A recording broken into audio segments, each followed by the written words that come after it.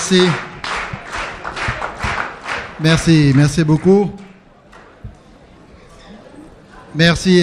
Vous allez d'abord accepter de m'excuser de ne pas être trop long, pour une raison très simple,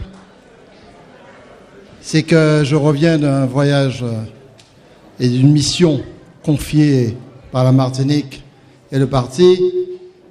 Pendant près de 3 semaines, nous avons débattu à l'Assemblée nationale sur la croissance verte, la transition écologique, et j'ai terminé cette séance vendredi qui a commencé à 9h du matin et qui s'est terminée le samedi matin à 7h, sans dormir. Et j'ai pris l'avion à 13h pour être présent ici avec vous. C'est une bataille extrêmement importante. D'ailleurs, je voudrais dire un petit mot par rapport aux préoccupations de Rodolphe. Donc, je tenais à être là, à être présent.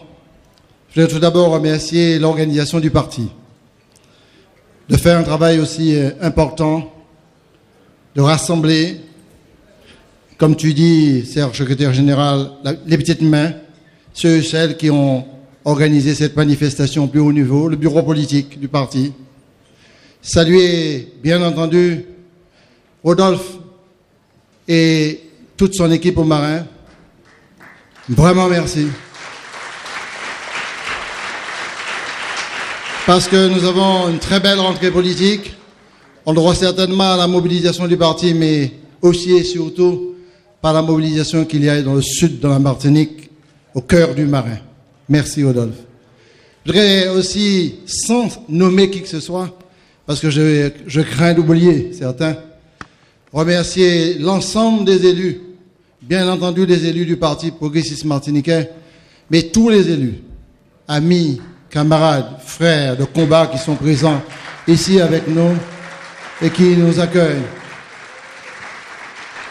Je voudrais avoir simplement, si les autres m'autorisent, d'avoir un clin d'œil particulier pour le voisin de Rodolphe, pas loin d'ici, le maire de Sainte-Luce, en lui disant, je le salue comme j'aurais pu saluer Tanon, c'est un vieux frère Tanon, comme d'autres, mais je le dis parce que il a mené et fait un combat politique récemment qui n'avait pas qu'une dimension d'élire le maire de Sainte-Luce.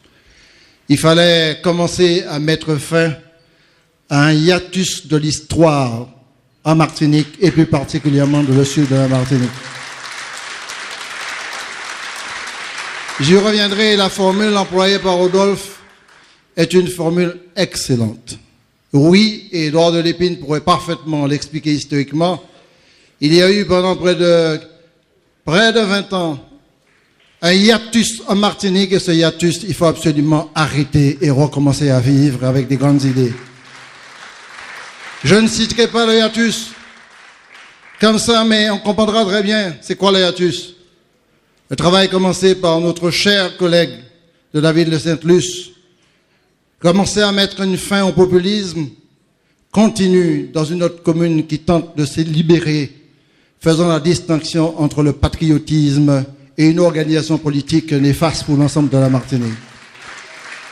Je veux saluer le combat des émancipateurs et des grands, mais je veux saluer plus particulièrement ce qui s'est passé à Rivière-Pilote, puisque aujourd'hui, il y a une distinction extrêmement claire. Oui, il y a des patriotes à Rivière-Pilote qui continuent à être des patriotes à Rivière-Pilote, mais qui ne sont pas dans un endoctrinement, notamment d'un parti qui ne sait pas développer un pays, qui ne fait que faire preuve d'autoritarisme quand on n'est pas à sa botte. Ceci est très clair dans ma tête. Et je peux parfaitement comprendre ce que nous avons subi au niveau de la ville de Fort-de-France, qu'on puisse organiser d'autorité une manifestation sans l'accord du maire et sans inviter le maire de la commune, ce qui est inacceptable et intolérable. Ceci est très important. Et c'est pour cela que, permettez-moi de saluer, en dehors du maire, 3 hommes, ici présents. Un homme qui a donné une leçon exceptionnelle d'abnégation politique. Exceptionnelle. qui a, dans un combat où légitimement pouvait être présent, fait un geste et un acte tout à fait exceptionnel pour l'intérêt supérieur de la Martinique. Loulou Couzol, je te garde dans mon cœur comme un grand homme. Et Loulou, en apprenant petit à petit ce que tu as fait, et pas seulement comme homme politique, mais comme économiste, avec Jean, bien sûr, que je salue, toujours, avec plaisir. Je veux saluer aussi Édouard de Lépine. Édouard de Lépine vient de sortir un livre exceptionnel que je vais lire avec attention. Je voudrais te remercier d'avoir dédicacé Chalvet. Chalvet n'est pas la propriété c'est la propriété du peuple martiniquais. C'est la pensée, le combat ouvrier, la dynamique lancée depuis très longtemps, au 19e, même au-delà du mouvement ouvrier ici, en Martinique. Et ce témoignage par cet écrit que tu as fait montre bien que nous avons une histoire tout à fait exceptionnelle qui a construit la montée de l'esprit, de l'état d'esprit, de ferveur nationale en Martinique, et qu'à ce titre-là, ce livre-là devrait être lu par tous les militants du Parti progressiste martiniquais. Je vous conseille de le faire. Et puis, bien sûr, notre président honoraire a une responsabilité énorme, avec certainement ces deux hommes que je viens de citer, énorme. Parce que si nous avons la pleine responsabilité d'organiser le Parti progressiste martiniquais, de défendre les valeurs et les idées, de ne rien lâcher sur quoi que ce soit, de rester dans l'éthique claire dessinée par Césaire, nous avons quelquefois des erreurs que nous commettons, nous pouvons commettre.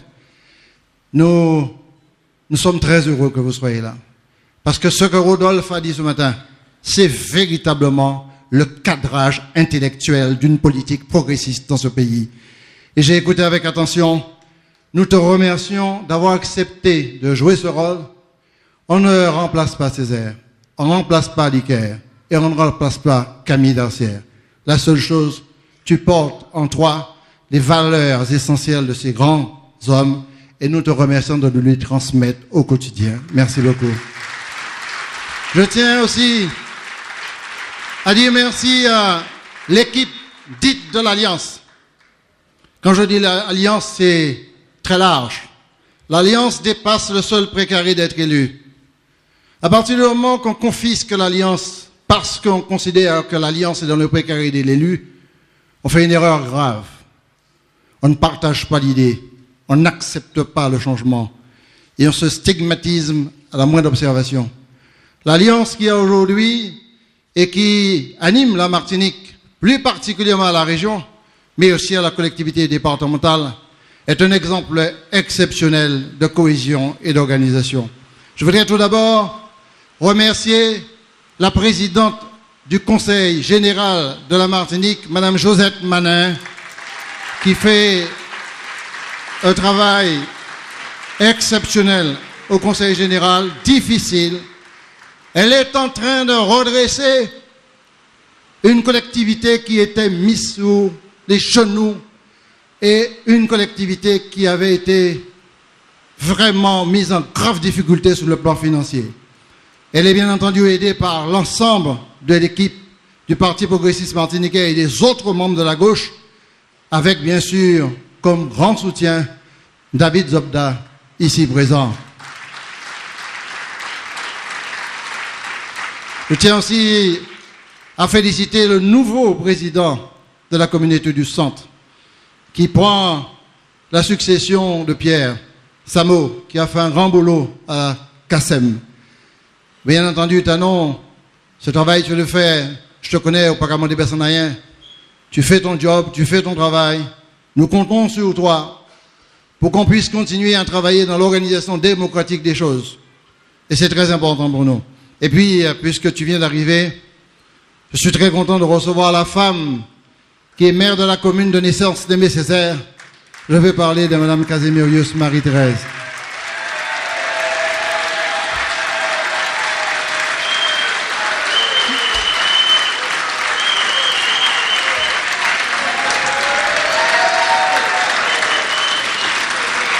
Je tiens aussi à dire que je suis très fier du travail qui se fait avec le Conseil général de la Martinique pour nous permettre d'atteindre l'objectif de la collectivité unique fin 2015. Cela se fait proprement, cela se fait clairement, et cela nous prépare à une bataille extrêmement importante. Mais David, permets-moi de profiter de l'occasion pour remercier mes équipes au Conseil régional de la Martinique. En une phrase, oui, j'ai des alliés. Il y en a beaucoup ici, Saint-Joseph, Chelcher, avec Luc Luson, Clémenté, pour prendre des exemples. Mont-Rouge, pour prendre un autre exemple, avec une ouverture progressiste, très importante pour moi.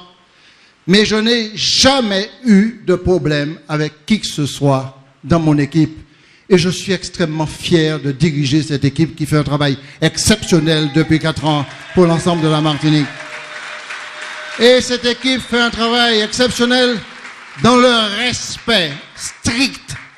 Pas de l'autorité, parce que je ne suis pas là pour faire de l'autoritarisme ou qui que ce soit, mais sur la foi que tu as indiqué tout à l'heure, dans les responsabilités, dans les missions que nous ont données les membres du peuple martiniquais. Et ça se passe vraiment dans les meilleures conditions possibles. Et c'est pour ça que nous réussissons des choses tout à fait exceptionnelles, que d'autres n'ont pas réussi en 18 ans. Ça les ennuie, mais nous les réussissons clairement. Alors oui, pour prendre des exemples extrêmement clairs qui parlent à la population martiniquaise, oui, la Martinique était en grave difficulté depuis la pluie tombée. Tout le sud de la Martinique était sous la pluie. Eh bien, nous allons commencer à régler ce problème. Et c'est très visible sur le terrain. Gagneron sera réalisé et l'aéroport de la Martinique et le sud de la Martinique sortiront de l'eau. Ils ont pâté les feuilles, ils prennent du temps. C'est incroyable que Rivière-Salée, Petit-Bourg et le sud de la Martinique étaient tout le temps sous l'eau et on ne pouvait pas aller plus loin parce qu'on n'avait pas fait les travaux qu'il fallait. Nous allons régler ce problème puisque des travaux sur Petite Rivière-Salée, Trenel ou ailleurs, commencera, le sud sortira de l'eau grâce à ce chantier très important que nous lancerons pour Petit-Bourg et Rivière-Salée. Mais pas seulement pour le marin, mais aussi pour Sainte-Luce et pour Sainte-Anne. Et puis nous pouvons aller beaucoup plus loin. Nous avons aujourd'hui la possibilité d'un dialogue constructif. Il y a eu des avancées qui ont été faites grâce aux moyens qui ont été donnés à la commune de Rivière-Pilote pour aider cette commune et pour aider ce peuple martiniquais à sortir de l'inondation systématique des eaux. Oui, nous allons continuer ce travail et que nous allons aider le maire de Rivière-Pilote, s'il le souhaite, à financer la sortie d'eau en recalibrant la Rivière-Pilote de telle sorte qu'on n'ait pas cette inondation systématique du bord de Rivière-Pilote lorsque la moindre pluie.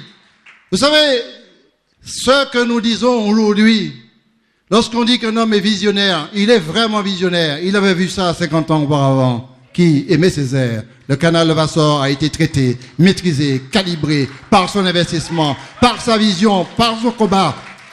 Mais d'autres aussi.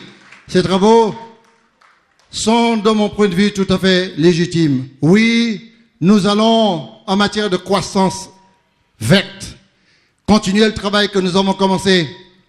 Mais, Rodolphe le sait, je suis aussi pour la croissance bleue. Je suis fondamentalement convaincu que la France n'a pas encore bien compris l'essentiel. C'est qu'elle est deuxième puissance maritime au monde. Non pas parce qu'elle a des mers autour de son périmètre, qui ne représentent que 3% des mers qu'elle possède. Nous, pays dits d'outre-mer, c'est 97% des surfaces maritimes françaises. C'est-à-dire sur 12 millions de kilomètres carrés, 11 millions appartiennent à l'outre-mer.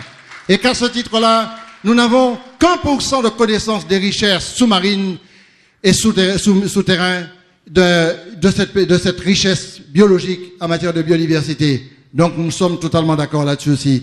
Cependant, lorsqu'on a un pays qui n'avait pas développé les énergies renouvelables correctement, qui ne savait pas du tout ce qui était une stratégie de développement à partir du solaire, clairement, à partir du vent, à partir de la géothermie, à partir de l'énergie thermique en mer, qui n'avait aucune idée claire d'une stratégie de développement en matière énergétique et qui avait planté ce pays-là à 2% d'énergie renouvelable lorsque la Guadeloupe est à 14%, la Guyane est à 40% et la Réunion est autour de 47%. Eh bien, en 4 ans, on a déjà rattrapé la situation puisqu'on est près de 10% et que nous sommes actuellement déterminés à faire de cette filière une filière d'avenir et de développement économique. Mais pour pouvoir avoir une croissance bleue, Rodolphe, et tu as raison, c'est essentiel de s'inscrire aussi dans une stratégie interrégionale et transfrontalière. C'est pour cela que nous avons décidé très tôt de poursuivre le combat de Camille Lancière, qui avait très tôt, en tant que visionnaire, vu qu'il fallait être associé au pays qui se trouve à côté. Eh bien, désormais, en 4 ans, ce qu'on n'a pas fait en près de 50 ans, on l'a réalisé en 4 ans. Nous sommes membres de l'OICS, c'est-à-dire des petits États de la Caraïbe, et nous allons siéger comme membres associés pour pouvoir développer avec Sainte-Lucie, avec Dominique, avec Saint-Vincent, des stratégies commerciales, de communication bien sûr, aérienne, terrestre, ce que vous voulez, mais en même temps une stratégie économique de développement. Nous sommes allés plus loin, puisque aujourd'hui nous sommes membres de la CEPAL, c'est-à-dire la Commission de développement économique de l'ONU, nous permettant de nous inscrire en Amérique centrale. On est allé encore plus loin, puisque nous sommes actuellement membres de l'AEC, c'est-à-dire l'Association des États de la Caraïbe, où nous sommes aux côtés de pays comme le Mexique, comme le Guatemala, comme le Panama, comme Venezuela, pour pouvoir développer ce pays avec près de 300 millions de personnes. Nous sommes en réconciliation avec ce que Césaire a appelé notre géographie cordiale, qui est en fait notre géographie économique. Voilà ce que nous allons faire. Alors, c'est vrai que ces étapes franchies ennuient beaucoup ceux qui ont considéré qu'il fallait absolument rester dans la distribution, dans le populisme, dans la dénonciation. C'est que ce n'est pas très facile pour ceux qui n'ont pas le rythme, ni la connaissance, ni la dynamique. Lorsqu'on n'a pas le rythme, ni la connaissance, ni la dynamique, on tombe dans le populisme, on tombe dans le mensonge et on tombe dans des accusations. On cherche du côté des colonialistes tout ce qu'on peut trouver pour pouvoir accuser de toute espèce de choses une équipe qui gagne. Mais on gagne et on va continuer à gagner tel que le peuple martiniquais nous l'a indiqué. Alors, chers amis, si pour l'avenir, il y a un message à donner, c'est de dire clairement que le Parti progressiste martiniquais, Rodolphe l'a indiqué tout à l'heure, a une responsabilité majeure. Une responsabilité politique majeure pour l'avenir de notre jeunesse. C'est dit et c'est reconnu de plus en plus un peu partout, à la fois dans la Caraïbe, mais aussi en France. Les idées que nous développons font que nous sommes devenus des modèles. Si Madame Royal a choisi la Martinique comme île durable, c'est pas comme ça, hasard. C'est parce que ils ont parfaitement compris, et elle a plus particulièrement compris, que nous sommes aujourd'hui non pas sur la recherche de développement d'équipements dans ce pays, il faut des équipements, mais nous sommes à la recherche, nous sommes en train de trouver un nouveau modèle de croissance pour la Martinique, une nouvelle manière de concevoir l'économie, une nouvelle manière de concevoir le progrès, une nouvelle manière de concevoir l'enrichissement du pays. C'est pas un enrichissement pour une catégorie contre une autre catégorie, ce n'est pas acceptable et c'est pas admissible. Ce n'est pas normal que la Martinique continue à avoir un niveau de seuil de pauvreté aussi élevé lorsque la Martinique est en même temps un des pays les plus riches de la Caraïbe. Il faut que les Martiniquais, comme tu as conclu, Rodolphe, acceptent de partager la croissance économique de ce pays. Et nous avons maintenu la croissance, parce que nous sommes à près de 2% de croissance lorsque la France n'a plus de croissance. Nous sommes à plus de 1,7% de croissance lorsque l'Europe est en panne de croissance. Et que nous avons recommencé à investir dans ce pays-là. Oui, nous allons terminer le TCSP dans les conditions pour permettre d'éviter de perdre des fonds européens et donner du travail aux gens. Ce qui n'a pas été fait du tout dans les bonnes conditions. Oui, Rodolphe, nous allons continuer la bataille pour pouvoir monter notre production, notamment en matière d'élevage, de production maraîchère, de fruits et légumes, mais aussi en matière de pêche, etc. Oui, nous allons continuer à travailler pour que la Martinique soit désenclavée, avec à Saint-Pierre, avec le Conseil général, une voie de contournement pour éviter que les camions puissent traverser Saint-Pierre tous les jours. Il faut booster cette ville de Saint-Pierre touristiquement, ainsi que Trois-Îlets.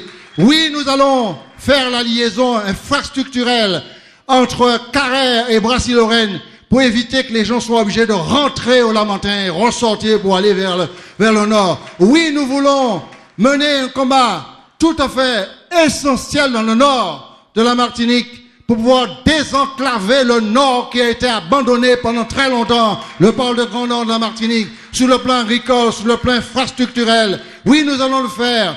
Et nous allons commencer non pas seulement par des infrastructures à réaliser comme le carrefour du poteau, etc.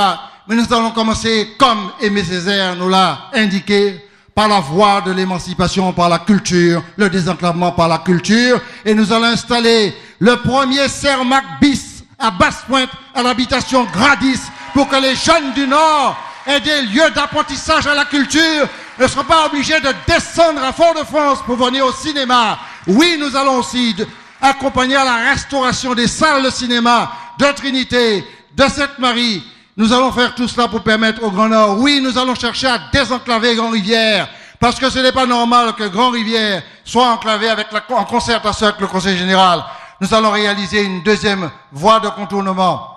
Tout ça, bien entendu, c'est parce que nous sommes conscients des difficultés qu'il y a et qu'il ne faut pas laisser cette jeunesse. J'ai plus de retour là.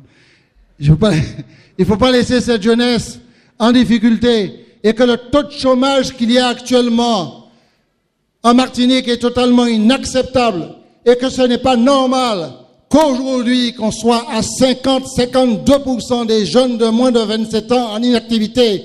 Nous devons mener un travail de grande structuration de l'économie. C'est pour cela que nous avons lancé le plan d'action de développement de la Martinique pour nous permettre pas seulement d'intervenir sur les filières comme le numérique, comme le transport, qui est un sujet essentiel. David et l'équipe, ainsi que Josette, ainsi que Johnny Ajar font un travail considérable pour le développement du transport maritime. Mais nous allons aussi demander qu'on intègre toute une dynamique de développement pour que chacun puisse travailler dans les meilleures conditions possibles. La flexibilité, notamment en matière de construction d'activités. On peut avoir une activité d'une manière, être pêcheur dans la journée, le matin, et avoir une autre activité l'après-midi. La multi-activité, le multiprofessionnalisme, l'organisation de la production en faveur de la production interne permettra à la fois de faire de l'agriculture, du transport, de la culture, tout en s'occupant de ses enfants, tout en s'occupant des personnes âgées, pour ne pas laisser les parents seuls, alors qu'on est rentré dans un pays où il y a de plus en plus de personnes âgées. La stratégie de la solidarité est fondamentale pour l'avenir de ce pays-là. C'est pour cela que nous avons à changer de modèle économique pour l'ensemble de la Martinique. Alors, chers amis, l'idée, c'est qu'il faut tout faire pour empêcher les progressistes de se retrouver dans un combat, dans une dynamique et dans une dynamique de victoire. Je sais que la seule cible qu'ils ont, c'est d'abattre les Tchimi. La seule dynamique qu'ils ont, c'est de trouver les Tchimi. La seule persécution qu'ils ont, c'est de parler de moi partout, y compris de parler de moi en pleine Assemblée nationale, sous des choses banales avec des attaques mesquines dans le dos, ce qui ne se fait pas dans une Assemblée nationale. Vous voyez jamais un député de la Dordogne attaquer un député de la Dordogne à l'intérieur de l'hémicycle de l'Assemblée nationale. Mais tout le temps, je fais l'objet de ce type d'attaque, de ce type d'agression, de ce type d'humiliation. Mais il faut qu'ils sachent que j'ai été bâti justement pour résister à ce genre de problème-là. J'ai été conçu justement pour pouvoir porter le plus haut possible les missions qu'on me confie.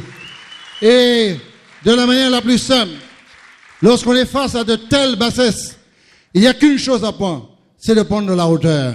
Prenez de la hauteur et le peuple continuera à vous croire et à croire en vous.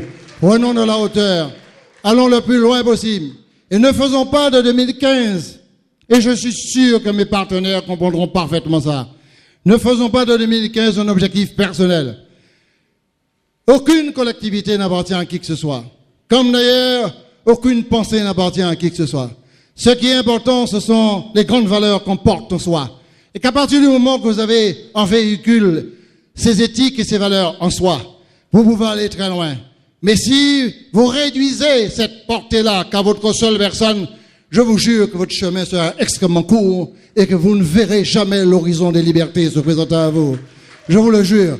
Par contre, si vous portez en vous de manière très désintéressée et surtout de la manière la plus déterminée, en mettant dans la tête quelque chose de très clair, que nous n'avons qu'une mission, qu'une seule mission, et qu'elle n'est pas éternelle.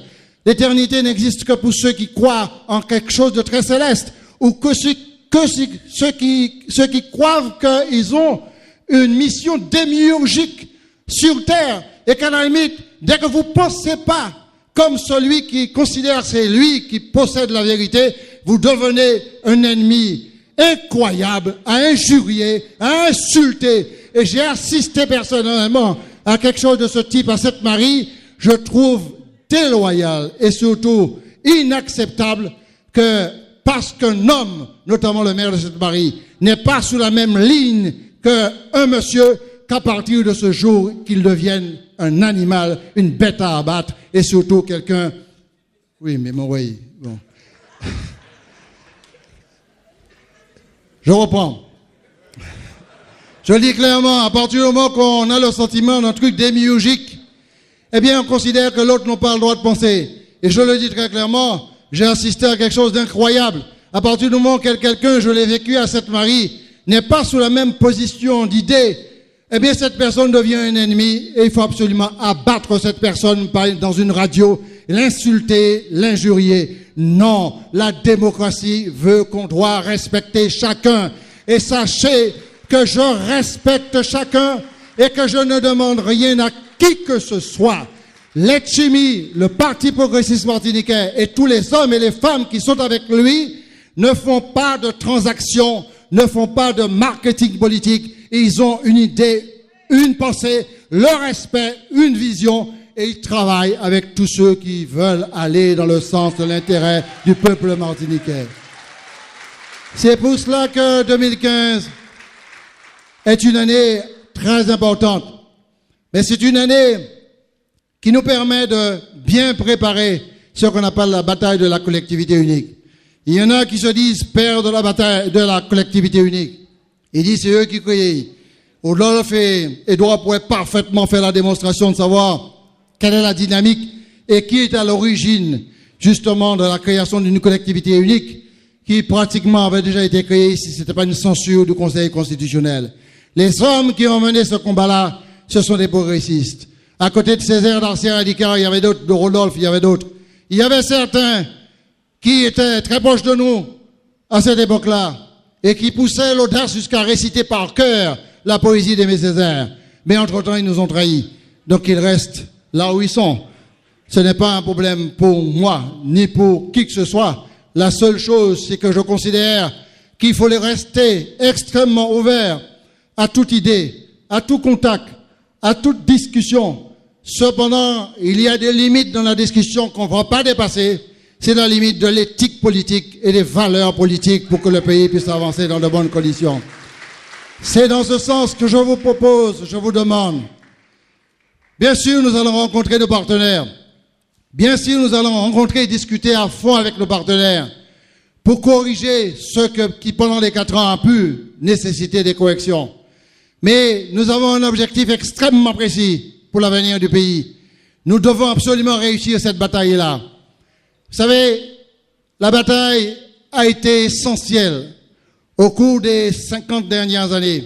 La bataille de la promotion de l'identité, la bataille de l'égalité, la bataille du droit à la différence. Cette bataille a été une bataille centrale qui a été, de mon point de vue, au cœur de la notion même de l'autonomie, de l'inspiration césarienne d'une forme de liberté émancipatrice. Parce que qu'est-ce que c'est l'autonomie plutôt? Qu'est-ce que c'est que porte l'autonomie sinon qu'une véritable liberté? Mais pas une liberté comme ça de conquête de pouvoir. La première des libertés, c'est la liberté qu'on porte en soi-même. C'est la liberté de l'esprit. Et si on porte cette liberté au fond de soi-même, on porte la ferveur même qui va guider la construction d'une société autonome. Une société autonome, sans individu autonome, sans individu intellectuellement capable de structurer et d'organiser, n'est pas une société autonome. Une véritable société autonome, c'est une société qui porte un projet collectif et que ce projet est partagé par tous. C'est pour cela que la bataille de l'autonomie continue. Cette bataille est fondamentale pour l'avenir. Bien entendu, nous devons, dans une stratégie politique de gestion de la collectivité unique demain, tenir compte des positions de nos partenaires et non pas en faire un dogme à imposer à qui que ce soit, mais une idéal à porter ensemble pour que la Martinique puisse prospérer dans les meilleures conditions possibles. Alors, chers amis, je voudrais, pour conclure, laisser passer un message extrêmement simple. Il n'y a rien de plus précieux que lorsque on dirige une collectivité d'être à l'écoute de tout le monde et d'être à l'écoute y compris de nos adversaires. Il n'y a rien de plus précieux que de rendre hommage à chaque fois qu'il le faut à tous les hommes et les femmes qui sont élus et qui portent un mandat. C'est pour ça que nous avons commencé par ça, Catherine et moi, à rendre visite à tous les maires de la Martinique.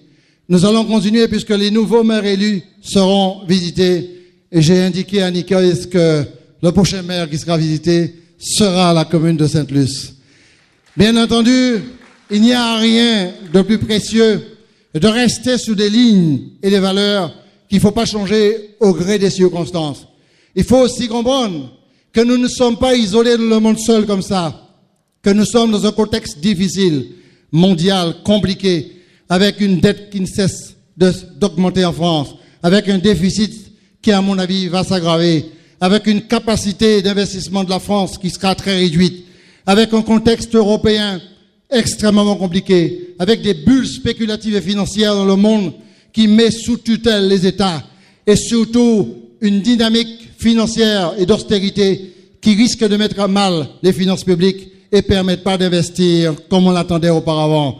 C'est dans ce sens que je suis persuadé que lorsque nos deux aînés nous disent que la chance de la Martinique, c'est le travail des Martiniquais, qu'ils ont parfaitement raison. Et quand l'autre aîné, Dr Aliker, nous dit que les meilleurs spécialistes des questions martiniquaises, ce sont les Martiniquais eux-mêmes, eh bien, sachez que je suis rempli de joie et de bonheur de voir la masse qui est ici aux marins. Cela veut dire que le chemin de la victoire est engagé et que ce cheminement vers la victoire nous permettra de gagner au mieux les batailles qui viennent.